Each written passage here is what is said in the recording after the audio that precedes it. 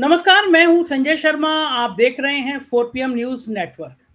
गजब सीन चल रहा है देश में। मध्य प्रदेश में फरमान जारी हो गया है कि आरएसएस के जो लोग हैं उन्होंने जो किताबें लिखी हैं अब वो स्कूलों में पढ़ाई जाएंगी। इस देश में अब यही बचा था कि जो भोले बच्चे हैं वो समझे कि आरएसएस का प्लान क्या है। और मुझे बताने की जरूरत नहीं है कि आरएसएस का प्लान क्या है, पूरा देश जानता है कि आरएसएस का प्लान क्या है। लेकिन खराब बात यह है कि बच्चों के मन में ये सब बातें, राजनीति की बातें डालना कहाँ तक उचित है। कांग्रेस ने बहुत विरोध किया है इसका, और कांग्रेस ने कहा है कि अब स्कूलों में भी क्या नफरत फैलाई जाएगी। जाहिर है कि इस तरह की बातें अगर बच्चों के मन में कहीं फैलाई जाती है तो उसके खराब संदेशे निकलेंगे। राजनीति तेज हो गई है। उधर हरियाणा में और महाराष्ट्र में भारतीय जनता पार्टी के पसीने छूट रहे हैं। जो हालात हैं उसमें 3 महीने बाद अगर चुनाव होता है तो सब राजनीतिक पंडितों का मानना है कि ये दोनों राज्य और झारखंड को शामिल भी कर लेते हैं तो तीनों राज्य भाजपा के हाथ से फिसलते हुए नाराज नजर आ रहे हैं। परेशान है बीजेपी। लेकिन होगा क्या? क्या संघ को इसीलिए मैनेज किया जा रहा है कि संघ कम से कम इन 3 राज्यों में मान जाए, मेहनत कर ले? क्योंकि संघ की और बीजेपी की नाराजगी, जेपी नड्डा का ये कह देना कि हम तो संघ के बिना भी रह सकते हैं, संघ की अब कोई जरूरत नहीं है, एक लंबी लाइन खींच दी है। और मोदी पार्ट 2 में जिस तरह वक्फ बोर्ड का जो बिल लाए थे वो बिल चला गया ठंडे बस्ते में। ब्रॉडकास्ट का एक बिल लाए थे जो हम जैसे यूट्यूबर की गर्दन कसने के लिए था कि सच बात ना कर सके, उसको टाल दिया गया। मतलब यह कि नायडू और नीतीश संभाले नहीं संभल रहे हैं। तो देश की राजनीति पर बात करेंगे एक अच्छे योग्य पत्रकार से, जो है तो बिजनेस के पत्रकार, लेकिन राजनीति की बहुत गहरी पकड़ इसलिए रखते हैं कि वो नागपुर में रहते हैं, जहां पे संघ का मुख्यालय वहीं रहते हैं। तो सीधे चलते हैं नागपुर और बात करते हैं राजीव रंजन सिंह से और समझने की कोशिश करते हैं। राजीव जी, बहुत बहुत स्वागत है 4 PM न्यूज नेटवर्क में आपका। आप नागपुर में रहते हैं और नागपुर से ही फरमान जारी होगा भैया कि हमारे जो संघ के लेखक हैं उनकी किताबें तो पढ़वाओ। मध्य प्रदेश सरकार ने आदेश कर दिया कि संघ के प्रचारकों की, संघ के नेताओं की, वहां के चीफ मिनिस्टर ने, मोहन यादव जी ने फरमान जारी कर दिया कि भैया इनकी किताबें स्कूलों में पढ़ाई जाएंगी। क्या ये उचित है कि किसी एक संगठन की जो हमेशा विवादों में रहा है, जिसको प्रतिबंधित किया गया था, जिसका नाम अलग अलग विवादों में आता है, उसकी किताबें बच्चों को पढ़ाई जाए? देश में क्या अब यही सीन देखना बाकी रह गया था? आपका क्या मानना है?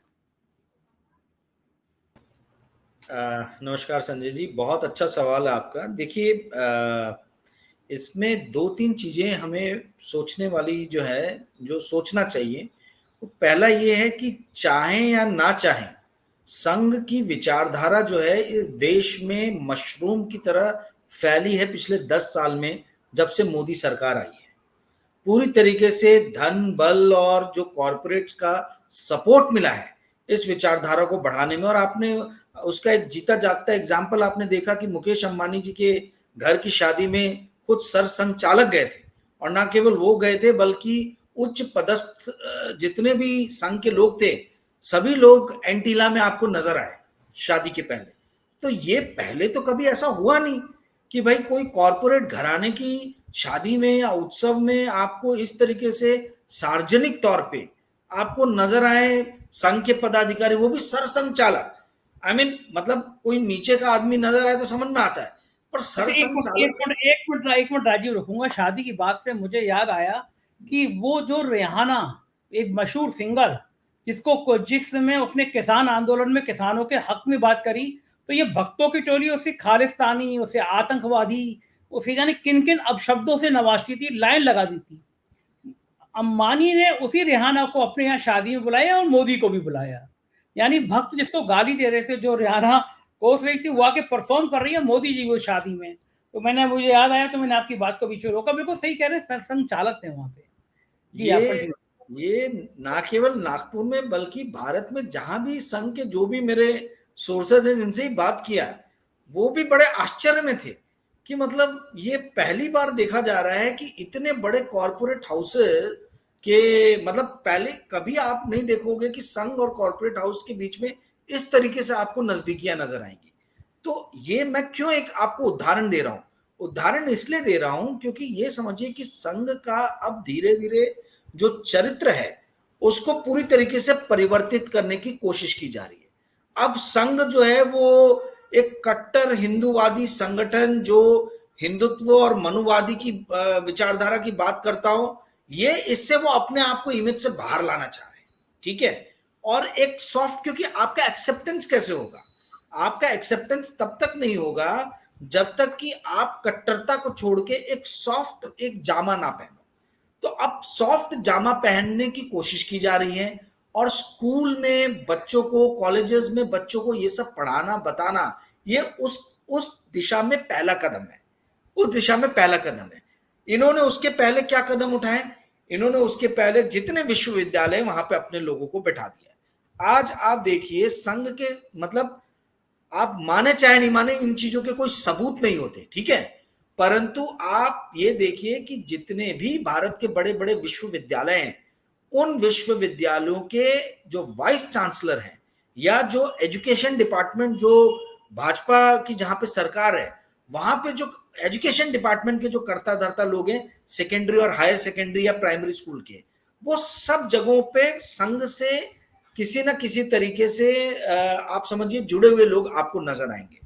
अब संघ या भाजपा इसको गलत नहीं मानता, कांग्रेस को इसमें बुराई नजर आती है, ये मेरे और आपके जैसे लोगों को, न्यूट्रल लोगों को समझना है और सोचना है, विश्लेषण करना कि क्या ये सही है या क्या ये गलत है। संघ का जो विरोध शुरू से होता है वो दो कारणों से होता है। पहला कारण ये कि जब भारत का विभाजन हो रहा था तो संघ की उसमें कोई भूमिका रही नहीं और वहां पे मुस्लिम लीग के साथ मिलके आजादी के पहले इन्होंने सरकार बनाई। तो ऐसा कहा जाता है कि मुस्लिम लीग जैसे मुसलमानों का चेहरा था, संघ वैसी हिंदूवादी ताकतें जो कट्टर है उनका चेहरा बनने का संघ ने प्रयास किया। दूसरा, महात्मा गांधी जी जो हमारे founding father of the nation है, उनके राष्ट्रपिता के हत्या में बताया जाता है कि संघ के लोगों का परोक्ष या इनडायरेक्ट वे में, है ना, किसी ना किसी तरीके से योगदान था। तो ऐसा कहा गया कि ये नफरत फैलाने वाली संगठन है। और गुजरात से ही आए हुए, गुजरात के नहीं बोलना चाहिए, हमारे देश के पहले जो गृह मंत्री थे उन्होंने इसके ऊपर में प्रतिबंध लगाया था, संघ के ऊपर में, ठीक है, पटेल साहब ने प्रतिबंध लगाया था। और उसके बाद में बहुत लंबे समय तक संघ जो था ये एक अछूता संगठन रहा है, बहुत लंबे समय तक। गुरुजी गोलवालकर और उसके बाद में ये एक विचारधारा आई कि राजनीति से आप अलग हटके अपने इसका प्रचार प्रसार ज्यादा कर नहीं सकते। और एग्जाम्पल दिया गया कि कैसे हिंदू महासभा जो है उसका देखिए किस तरीके से वो विलुप्त हो गई, विलीन हो गई, ठीक है। तो कहा गया कि आप जो है किसी भी तरीके से राजनीति की मुख्य धारा से हटके आप ज्यादा दिन तक जीवित नहीं रह सकते। तो इसीलिए जनसंघ बना, इसीलिए उसके बाद में 1980 में भारतीय जनता पार्टी बनी। और आज भारतीय जनता पार्टी इतनी सशक्त पोजीशन में है, भूमिका में है, कि अब वो चाह रही है कि उसकी जो मातृ संस्था है उसकी विचारधारा को हम कैसे भी मेन लाइन विचारधारा में लाएं। ये एक पहला प्रयास है भारत को धीरे से, स्विफ्टली एंड स्लोली, भारत को जो है स्विफ्टली भी और स्लोली भी, ये है, आप बोलोगे कि भाई ये तो अपने आप में विरोधाभास है, परंतु वैसा ऐसा ही है। ये मतलब हिंदूवादी देश की तरफ भारत को लेके जाने का एक प्रयास है। जब बचपन से ही बच्चों के दिमाग में ये डाल दिया जाएगा कि आपका देश सेक्युलर देश नहीं है, आपका देश जो है वो 70 से 80% जनता इस देश की हिंदू है, तो ये देश जो है ये हिंदू राष्ट्र है और ये देश किसी भी तरीके से सेक्युलर राष्ट्र नहीं है। तो वही बच्चे जब बड़े होंगे, वयस्क होंगे, वोट डालेंगे, तो उनके दिमाग में तो वही थॉट रहेगा। तो आज जो इंडिया का एक्सेप्टेंस है ग्लोबली, वर्ल्ड ओवर जो पहचान है, वो इसीलिए है कि हम वर्ल्ड के सबसे बड़े सेक्युलर राष्ट्र हैं। हम एक ऐसे राष्ट्र हैं जहां पे हम सर्वधर्म समभाव की भावना को आत्मसात करते हैं और उसका हम रिस्पेक्ट करते हैं, आदर करते हैं।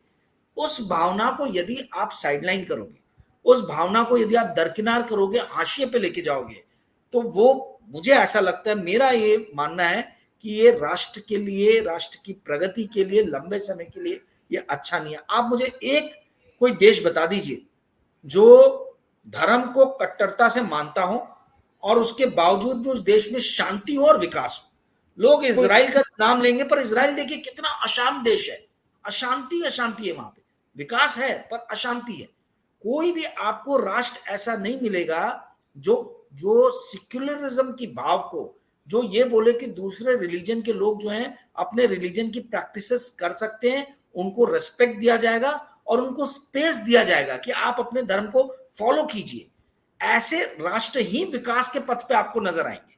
और जिन जिन राष्ट्रों ने कट्टरता का चोला ओढ़ा है, चाहे सऊदी अरबिया देख लीजिए आप, ईरान देख लीजिए, इराक देख लीजिए आप, यू नेम एनी नेशन जहां पे कट्टरता हावी हुई है। ग्रीस देख लीजिए, वहां क्रिश्चियन धर्म एकदम कट्टर, बहुत ही कट्टर वो है। तो ग्रीस की हालत देखिए क्या है, इटली की हालत देखिए क्या है। जहां पे भी कट्टरता हावी हुई है, चाहे वो क्रिश्चियनिटी की हो, चाहे वो आपके इसकी हो, क्या बोला जाए, मुस्लिम धर्म की हो, या यहां तक बर्मा, म्यांमार, बौद्ध धर्म देख लीजिए, श्रीलंका देख लीजिए, ये देश जो कट्टरता से धर्म को मानते हैं जल रहे हैं। इसमें कितने लंबे समय तक गृह युद्ध चला है। तो कट्टरता कभी भी, धार्मिक कट्टरता, धार्मिक उन्मानता कभी भी अच्छी नहीं है। और इसके एग्जाम्पल हमें अपने अड़ोस पड़ोस में ही नजर आते हैं, बांग्लादेश से लेके पाकिस्तान से लेके, आप देखिए पाकिस्तान का क्या हाल है, साथ ही आजाद हुए थे। Sri Lanka, Burma, Pakistan, Afghanistan, Iran, Iraq, ये सारे एग्जाम्पल हमारे सामने हैं। मुझे ये समझ में नहीं आ रहा कि हम क्यों वापस उस दिशा में जाना चाह रहे हैं जहां से हम 80 साल पहले निकले हैं। 75-80 साल पहले जो पथ हमने छोड़ा, अब वापस हम उस पथ पे क्यों चलना चाह रहे हैं? तो इसका जवाब जो है नीति बनाने वालों को देना होगा। मुझे लगता है कि जो मोदी सरकार प्रेशर में आई है, वक्फ वाले विधेयक में नायडू ने और नीतीश ने साफ साफ कह दिया कि भाई हम अभी आपको बेइज्जत नहीं कर रहे हैं, लेकिन इसको आप ठंडे बस्ते में डाल दीजिए। विरोध नहीं कर रहे हैं, लेकिन रखिएगा मत, पास मत कराइए। चला गया वो प्रस्ताव। बहुत कोशिश की थी कि ये हम जैसे और आप जैसे बोलने वालों की गर्दन दबोच ली जाए, ब्रॉडकास्ट बिल ले आए, यूट्यूबर्स के ऊपर सबसे ज़्यादा नकेल कसी जाए, क्योंकि ये सर्वे सामने आया था कि 29% लोग ऐसे थे जिन्होंने यूट्यूब चैनल देखकर, 4PM जैसे चैनल देखकर अपना मन बदल दिया कि यार ये सरकार तो इस हाल में है, और ने वोट नहीं दिया मोदी को। समझ में आ गया 29% वोट मिल गए होते तो 350 सीटें आ गई होती। तो ये यूट्यूबर को बंद करने की जो साजिश वाला बिल था वो भी ठंडे बस्ते में चला गया। तो क्या आपको लगता है कि मोदी जी को लग रहा होगा कि नायडू नाराज, नीतीश नाराज, संघ नाराज, तो अब संघ को मैनेज किया जाए कम से कम, क्योंकि जो दुर्गति हुई है वो संघ के कारण हुई है। उसी लिए वो संघ के एक प्रचारक ही हैं, मोहन यादव, संघ की कृपा दृष्टि से बने हुए मुख्यमंत्री हैं। तो ये जो प्रयोग मोहन यादव से किया गया कि बाकी जो भाजपा शासित राज्य हैं वहां भी ये सब शुरू होगा, उत्तर प्रदेश में और बाकी राज्यों में भी हम देखेंगे स्कूलों में संघ के लोगों की किताबें पढ़ाई जा रही हैं। देखिए, मैं आपके चैनल पे बहुत बड़ा एक खुलासा करने जा रहा हूं जो कहीं पे भी आपको ये मिलेगा नहीं। मैं शुरू से कहता आया हूं कि संघ और मोदी सरकार के बीच में संबंध बहुत बिगड़ गए हैं, और मेरे स्रोत अब ये बता रहे हैं कि देवेंद्र फडणवीस को बहुत जल्दी महाराष्ट्र की राजनीति से निकाल के राष्ट्र की राजनीति में भेजे जाने का जो है वो मतलब प्रयास होगा, और उनको बनाया जाएगा एक ब्रिज राष्ट्रीय स्वयंसेवक संघ और मोदी सरकार के बीच में। क्योंकि राष्ट्रीय स्वयंसेवक संघ के कहने पे ही उनको मुख्यमंत्री बनाया गया था, ठीक है, जो काफी बहुत ज्यादा दबाव था कि यदि आप नितिन गडकरी को नहीं बनाओगे तो आप फिर देवेंद्र फडणवीस को बनाओ। तो आरएसएस के उस टाइम में विचार को जो है एक्सेप्ट करते हुए इन्होंने टॉलरेट किया और उसको उस चीज को स्वीकार किया। अब ऐसा लग रहा है मोदी सरकार को कि यदि संघ के साथ में हमको पुनः रूप से एक ब्रिज, कम्युनिकेशन ब्रिज स्थापित करना है, जैसा कि मैंने आपको बताया था कुछ दिनों पहले एक सभा हुई थी जिसमें 60 बहुत वरिष्ठ लोगों को बुलाया गया था भाजपा में, और वहां क्लियरली नरेंद्र मोदी को बोल दिया गया था कि आप नहीं डिसाइड करेंगे, आपको पार्टी दी गई है, पर इसका मतलब ये नहीं है कि आप पार्टी में हर पद पे अपने हिसाब से जो है लोगों को बनाएं। ठीक है, लोगों आप नंबर 1, नंबर 2, नंबर 3, नंबर 4 मतलब सब आप ही के लोग रहेंगे, तो बाकी लोगों के लिए स्पेस क्या बचेगा? तो अभी जो मेरे सुनने में आ रहा है, जो मुझे मेरे स्रोत बता रहे हैं कि देवेंद्र फडणवीस बहुत जल्दी महाराष्ट्र की राजनीति से राष्ट्रीय राजनीति में जाने वाले हैं, पहली चीज। दूसरी चीज, मैं बार बार आपको मैंने इस मंच पे बोला है, बताया है कि यदि तीनों राज्यों के चुनाव में भाजपा हारती है, जो कि हारेगी, चांसेस उसी के ज्यादा हैं, तो आप ये समझ लीजिए कि नरेंद्र मोदी की सरकार धीरे धीरे कोमा के डायरेक्शन में बढ़ जाएगी, और कोमा से डेथ कभी भी हो सकती है, आपको पता है, ठीक है। तो ये 3 राज्य के जो चुनाव हैं ये बहुत बहुत इंपॉर्टेंट है, बहुत इंपॉर्टेंट है। और सुनने में तो ये भी आ रहा है कि बिहार के चुनाव को हो सकता है अगले साल में मार्च अप्रैल में शिफ्ट कर दें। ये भी मेरे स्रोत मेरे को बता रहे हैं, जो अक्टूबर नवंबर में होने वाले चुनाव उसको 6 महीने पहले जो है वो ये कर दिया जाए। तो ये 3-4 राज्यों के यदि चुनाव होते हैं, यदि ये 3 राज्यों में हार जाती है चुनाव भाजपा, तो नहीं बिहार के चुनाव पहले होंगे, पर यदि किसी भी तरीके से जीत हासिल होती है और स्ट्रांग पोजीशन में उभरते हैं, तो ऐसा मेरे स्रोतों ने बताया बिहार के कि इलेक्शन जो है वो आगे करके ये अक्टूबर नवंबर से मार्च या अप्रैल में कर देंगे।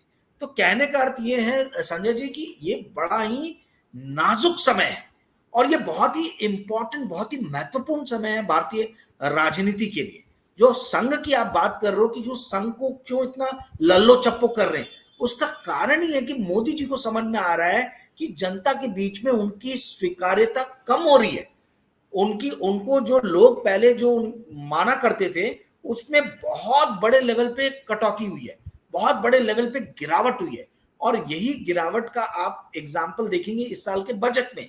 ये बजट में तमाम तरीके से, बजट के पहले इन लोगों ने कहा कि किसी भी तरीके से बेरोजगारी की समस्या नहीं है, और इस बार का बजट देखिए तो पूरी बेरोजगारी बेरोजगारी बेरोजगारी, सिर्फ आपको वही एक तरफा सुनने को मिलेगा पूरे बजट में। तो इसका मतलब है कि अब इनको सेंस आ रहा है, अब इनको ये प्रतीत हो रहा है, समझ में आ रहा है कि हमसे बहुत बड़ी गलतियां हुई हैं, और उस बड़ी गलती में जो सबसे बड़ी गलती हुई है वो हमने संघ से जो हेड ऑन कोलिजन कर लिया है। जो जेपी नड्डा जी ने चुनाव के टाइम में बोल दिया कि हमको संघ की जरूरत नहीं है, तो अब इनको समझ में आ रहा है कि भैया बिना संघ को साथ में लिए हुए आप दो डग नहीं चल सकते, दो डग नहीं चल सकते। तो मध्य प्रदेश जो है वो संघ की लैबोरेटरी है। गुजरात और मध्य प्रदेश, ये 2 राज्य संघ के लिए बहुत इंपॉर्टेंट है। तो एजुकेशन से इन्होंने ये अपना लैबोरेटरी में क्या होते हैं, एक्सपेरिमेंट होते हैं, तो यहां से इन्होंने अपने एक्सपेरिमेंट शुरू किए। जी संजय। देखो क्या कहना है, क्योंकि हम देख रहे हैं देश भर के विश्वविद्यालयों में चाहे कुलपति हो या वहाँ लेक्चरर रखने की बात हो, संघ की पृष्ठभूमि के लोगों की भरमार कर दी गई है। कहा जाता है ना कि क्रांति विचार से होती है। संघ बहुत तरीके से वो चाह रहा है कि ये विचार जो है विश्वविद्यालयों में आ जाए। आपने देखा होगा जेएनयू को कितना टारगेट किया गया। ये मूर्ख भक्त भूल गए कि इस सरकार में, मोदी सरकार में कई मंत्री ऐसे हैं जो जेएनयू से पढ़ के आए हैं, और ये मूर्ख भक्त भूल गए कि देश का सर्वोच्च रैंक का बार बार अवार्ड जेएनयू को ही मिलता है। लेकिन जब भक्तों की टोली कहने पाई जाती है तो कुछ भी कहती है। एक बड़ी बात यह है कि ये सब राजनीतिक पंडित मान रहे हैं कि जो 3 राज्यों के चुनाव में सबसे महत्वपूर्ण महाराष्ट्र है। महाराष्ट्र आर्थिक राजनीति कहा जाता है। महाराष्ट्र किसी पॉलिटिकल पार्टी की फाइनेंस की पाइप जो आती है वो महाराष्ट्र से आती है। महाराष्ट्र में जो भारतीय जनता पार्टी की समय मैं कहूँगा बैंड बजी हुई है, क्या वो 3 महीने में कौन सा जादू की छड़ी घुमा देंगे कि वो बीजेपी ठीक कर जाएगी? आरक्षण का जिन बाहर आ रहा है, आंदोलन हो रहे हैं, पार्टी के अंदर फूट पड़ी हुई है, लोकसभा चुनाव में पार्टी पिटी है बहुत बुरी तरह से। नितिन गडकरी, फडणवीस, इनकी लड़ाइयों के किस्से आम हैं। इन हालातों में भारतीय जनता पार्टी ऐसा क्या कर लेगी कि वो महाराष्ट्र जीत पाए? और दूसरी बात, अगर ये महाराष्ट्र चुनाव नहीं जीत पाए तो बीजेपी के लिए एक फाइनेंस का पाइप बंद होगा, विपक्ष के लिए एक बहुत बड़ी जीत होगी। और महाराष्ट्र में चूंकि बॉलीवुड भी है, बड़ी बड़ी इंडस्ट्री हैं, दुनिया के चमकते हुए ऑफिस हैं, एक बड़ा खराब संदेश चला जाएगा। हालांकि महाराष्ट्र को बचाने के लिए उन्होंने बीएमसी के चुनाव तक नहीं कराए इतने लंबे समय से कि बीएमसी में हार गए तो और बेइज्जती होगी। लेकिन ये बेइज्जती कब तक बचा पाएगी बीजेपी, और महाराष्ट्र के हालात क्या हैं? चूंकि आप वहीं रहते हैं तो आपको ज्यादा पता हो। संजय भैया, सिर्फ बीएमसी नहीं, Nagpur municipal corporation, Pune municipal corporation, सब के सब जितने म्युनिसिपल कॉर्पोरेशन है महाराष्ट्र में, सब सस्पेंडेड मोड में चल रहे हैं। 2 साल से कहीं पे भी चुनाव नहीं हुए। आप समझिए, पूरे के पूरे शहर जो है ये अधिकारियों के हाथ में सौंप दिया गया है। हालत ये हो गई है कि जो पुराने कॉर्पोरेटर थे उनको फोन करने पे वो हाथ जोड़ रहे जनता के सामने कि हमारे पास कोई पावर ही नहीं, हम कहां से आपकी रोड बनवा दे और कहां से नाली ठीक करा दे और क्या कर दे। तो ये 2 साल से ये पॉलिसी पैरालिसिस है। महाराष्ट्र के अंदर में पॉलिसी पैरालिसिस हो रखा है, कोई डिसीजन नहीं हो रहे। और ना केवल महाराष्ट्र बल्कि देश के लेवल पे, राष्ट्र के लेवल पे भी आप देखिए बहुत बड़ा पॉलिसी पैरालिसिस है। जहां तक बात आप कर रहे हैं महाराष्ट्र की, तो आप ये समझिए, ये जो आप बोल रहे हैं कि भारतीय जनता पार्टी यदि हार गई नहीं, उनकी हार के पूरे चांसेस बने हुए दिख रहे हैं, क्योंकि जनता बहुत ज्यादा नाराज है। ये चुनाव जो है, ये चुनाव अब सिर्फ बीजेपी वर्सेस कांग्रेस या शिवसेना नहीं हो गया है, ये चुनाव हो गया है कि किस तरीके से कॉरपोरेट के समर्थन वाली एक पार्टी बाकी जन आधार वाली पार्टियों के अगेंस्ट लड़ रही है। तो आप पैसे से कितने लोगों को खरीद सकते हो? लोग ऐसे कि वो पैसा भी ले लेंगे और आपका काम नहीं करेंगे। ये लोकसभा में नजर आया है। लोकसभा के चुनाव में जो भारतीय जनता पार्टी का आत्ममंथन हुआ शिविर में, वो लोग मुझे बताते हैं कि भाई कई नेताओं ने बड़े उग्र रूप से कहा कि हमने तो पैसों का वितरण किया था, तो फिर वो वोट में क्यों कन्वर्ट हुए? तो अभी ऐसी स्थिति होगी कि आप पैसे भी दो, लोग पैसे भी ले लेंगे और आपका काम नहीं करेंगे। उनको जो ठीक लगता है, जो विचारधारा ठीक लगती है, जो उनके विचार है, वो उसी तरफ जाएंगे। वो ऊपरी सतह लेवल पे आपके साथ आपको नजर आएंगे, परंतु वो मतलब उनका एक, हर आदमी का एक कॉन्शियस होता है, एक ईमान होता है, तो अपने ईमान से काम करता है। अभी स्थिति ऐसी है, देखिए कि महाराष्ट्र में विदर्भा की 62 सीट में से 52 सीट पे डायरेक्ट फाइट है कांग्रेस का और बीजेपी का। और बीजेपी के जो स्ट्रेटेजिस्ट है वो ये मान रहे हैं कि ये जो 52 सीट पे हमारा जो डायरेक्ट फाइट है कांग्रेस के साथ में विधानसभा सीट पे, यही सीट जो है हमारे लिए सबसे इंपॉर्टेंट है। और ये 52 में हमको 90% का एक्यूरेसी रेट रखना है। यानी वो ये प्लान कर रहे हैं कि 45 सीट हमको महाराष्ट्र के इलेक्शन में सिर्फ विदर्भा से निकालनी है। अब ये मैं मतलब मेरा कैलकुलेशन ये बोलता है कि इनको 45 से 50 सीट पूरे महाराष्ट्र में मिलेगी, परंतु इनके स्ट्रैटेजिस्ट पता नहीं कौन सी दुनिया में, उन लोगों का ये मानना है कि 62 में से 52 सीट पे डायरेक्ट फाइट, जहां कांग्रेस के साथ में कांग्रेस वीक है, सबसे वीक पार्ट कांग्रेस है और हम कांग्रेस को हराएंगे। जबकि लोकसभा में आप देख रहे हो उल्टा हुआ, लोकसभा में कांग्रेस सबसे बड़ी पार्टी है महाराष्ट्र के अंदर में।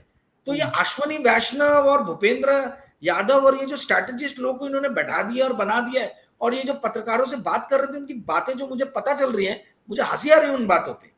तो इनकी मेन स्ट्रैटेजी है कि किसी भी तरीके से हमको विदर्भा को कंट्रोल करना है।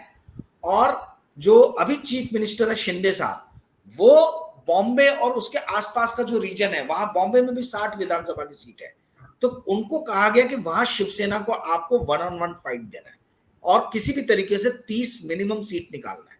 तो ये इनका बेसिक स्ट्रैटेजी इनकी ये चल रही है कि 90 से 100 सीट तो हम यही दो जगह से निकाल लेंगे, बाकी छुटपुट करके हम 144 कैसे भी ले आएंगे, 288 सीट चाहिए। दूसरा देखिए इंपॉर्टेंट ये हुआ है कि जरांगे पाटिल ने अनाउंस कर दिया कि वो लड़ेंगे इलेक्शन। अब उनके इलेक्शन लड़ने के कारण जो है कांग्रेस भी बहुत ज्यादा टेंशन में है, शिवसेना भी टेंशन में, उद्धव ठाकरे भी टेंशन में है। वहीं दूसरी तरफ आप ये देखिए कि महाराष्ट्र के अंदर में बीजेपी के साथ में शिवसेना जो थी, शिवसेना को इन्होंने विदर्भा से पूरी तरीके से गायब कर दिया। विदर्भा में किसी टाइम में 3 खासदार हुआ करते थे आपके शिवसेना के, कम से कम 10 से 15 आमदार चुन के आते थे, 15 आमदार रहते ही थे। अब हो गया कि कैंडिडेट नहीं मिल रहा, क्योंकि इन्होंने बहुत लंबे समय तक भारतीय जनता पार्टी के साथ में जो है टाइप करके रखा था। वो टाइप करने के कारण इनकी अपनी जो पकड़ थी शिवसेना की विदर्भा में, वो पूरी खत्म हो गई है। तो अब ये भास्कर जाधव जिनको बनाया गया अभी जो विदर्भा के जो प्रमुख बनाए गए प्रभारी, बहुत स्ट्रगल कर रहे हैं, ऐसा मुझे जानकारी मिला है। तो कहने का मूल अर्थ ये है कि देखिए फाइट टफ तब हो सकती है जब शिवसेना या कांग्रेस कमजोर नजर होती हुई आए। ठीक है, शिवसेना कुछ हद तक विदर्भा में कमजोर है, परंतु बॉम्बे और पश्चिम महाराष्ट्र, मराठवाड़ा ये रीजन में स्ट्रांग है। वहीं दूसरी तरफ कांग्रेस जो है विदर्भा में काफी स्ट्रांग है। तो मुझे लगता नहीं है किसी भी हालत में कि भाजपा और उसकी समर्थित पार्टियों को आप 288 में से 88 सीट भी अगर इनको मिल गई तो बहुत बड़ा चमत्कार होगा। ये सत्ता खो रहे हैं, सत्ता खोने के बाद में देवेंद्र फडणवीस का रिहैबिलिटेशन मैंने आपके इस पे बता दिया है कि ये केंद्र में इनको भेजने की पूरी तैयारी हो चुकी है। और ये जो पहले ऑर्गेनाइजेशनल सेक्रेटरी काम करता था भाजपा के अंदर में, कि वो आरएसएस और बीजेपी के बीच में ब्रिज रहता था, अभी सुनने में आ रहा कि शायद देवेंद्र फडणवीस को दे दिया जाए। देवेंद्र फडणवीस को बोला जाए कि भाई आप पुनः जो है वो एक तारतम्य बैठाइए भाजपा में और राष्ट्रीय स्वयंसेवक संघ में। फिर गडकरी क्या करेंगे? गडकरी क्या करेंगे? संघ के बड़े करीबी हैं गडकरी। अब गडकरी क्या करेंगे? अब गडकरी जी का देखिए, पहले भी कहा था कि यदि इनकी सरकार नहीं बनती है तो गडकरी जी का कद बढ़ेगा। अभी 240 में इन्होंने गडकरी जी को जो पहले परेशान कर रहे थे वो करना तो बंद कर दिया है, वो बंद ठीक कर है, दिया। वो बंद कर दिया है। तो उनको ये समझ में आ गया, तो गडकरी जी जो हैं वो अब उनको जब तक कोई उंगली नहीं करेगा वो क्यों जब कुछ भी करेंगे, तो उनको हाँ, परेशान नहीं किया जा रहा है। उनको परेशान यदि करेंगे, और गडकरी जी की उनको भी लग रहा है उनकी तबियत ठीक नहीं रहती, ऐसा मुझे सुनने में आया है, ही इज नॉट वेल। तो 3-4 बार तो सार्वजनिक जगहों पे वो चक्कर खा के गिर गए, तो इज अ डायबिटिक पेशेंट। तो हो सकता है कि गडकरी जी को बोलेंगे कि आप जहां हो केंद्र में आप अपनी भूमिका निभाते रहो, देवेंद्र को गाइड करते रहो, और अभी जो है वो देवेंद्र फडणवीस के कंधे पे बोझ डालने का, बोझ या जिम्मेदारी डालने का जो है वो कार्यक्रम शुरू हो गया, ऐसा सुनने में आया। जी, बहुत बहुत शुक्रिया राजीव जी, आपने इतनी जानकारी दी, बातचीत करी, आभार, थैंक यू। ये थे राजीव रंजन जी। हम लोग बात कर रहे थे देश की राजनीति पे, महाराष्ट्र पे, बिहार पे, संघ के हथकंडे पे और मोदी सरकार के उसके प्रचार पर। आपसे बात खत्म करने पहले रिक्वेस्ट करूंगा, 4PM म्यूजिक का दूसरा गाना लॉन्च हो गया है, तिरंगा, हमारा प्यारा तिरंगा। जरूर 4PM म्यूजिक पे जाके सुनिएगा। वंदे मातरम और तिरंगा दोनों को, बड़ी अच्छी पहल है 4PM म्यूजिक की। सब्सक्राइब करिएगा। कैसी लगी बातचीत बताइएगा, चैनल को ज्वाइन और सब्सक्राइब करिएगा। शुक्रिया, थैंक यू।